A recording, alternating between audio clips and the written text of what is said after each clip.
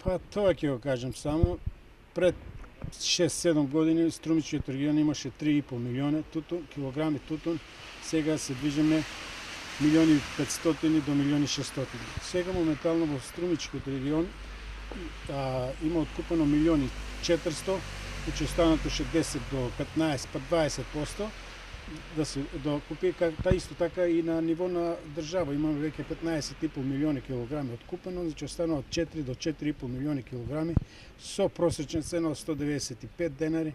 и ние тутунарите можеме да бидеме задоволни со квалитетот и со тие мали проблеми што ги реков 2-3 недели имаше сушно време во кое што ние како сојуз на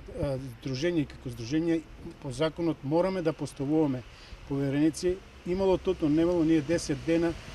поставувавме поверници кои што беа на самите откупни пунктови и фирмите беа отворени, но немаше тутун. Сега со подобрувањето на